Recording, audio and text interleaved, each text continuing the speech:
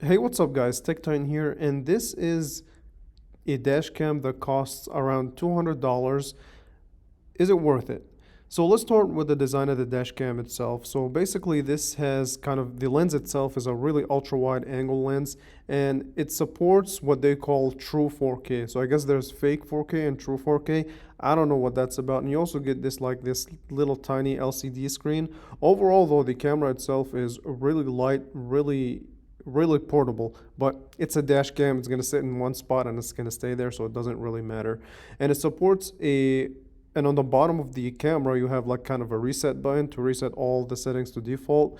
And on the left hand side you have your micro SD card, and does support up to 512 gigabytes of storage, which is nice, especially when you have 4K. And it does have USB Type C. Modern, beautiful, I love it. As far as the camera itself and the quality, we're going to take a look at that. But basically, that's the first part that you get. And the screen itself is not a touch screen, so you do have physical buttons to interact with the screen.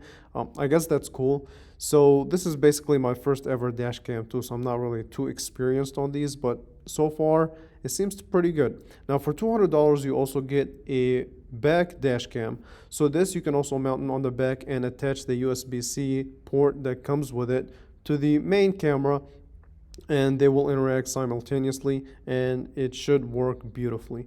Now this is also kind of a tiny camera. I don't know if this is also 4K resolution, but this one does support HDR, so high dynamic range, which is nice.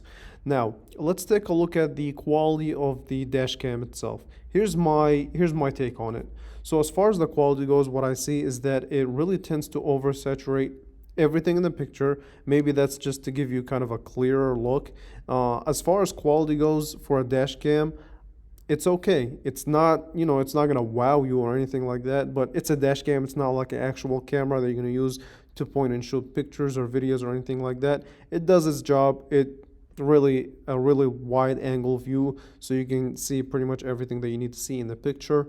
And also you should be able to read out license plates. I tried my best not to show that here for privacy reasons. So yeah, as far as the quality goes in daylight conditions, it's not bad. Really everything is oversaturated, which is, it's all right. It doesn't matter. And it doesn't need to be the best quality in the world as far as image quality. It just needs to do its job. But that's what you get for $200, real 4K according to them. Now, here's my struggle with this camera, and that comes down to low light conditions.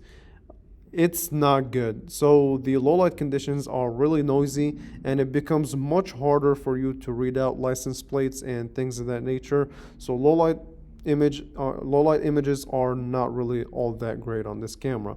However, overall as a dash cam, this is not too shabby for $200, right? You don't get the best quality in the world, but you don't also get the worst quality in the world.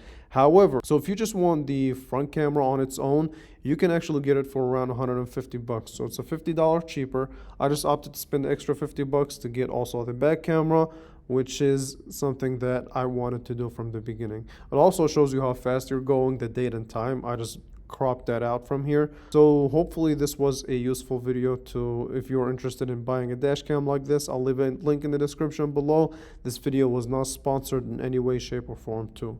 So yeah, thank you all so much for watching, and I will catch you in the next one. Thank you for watching.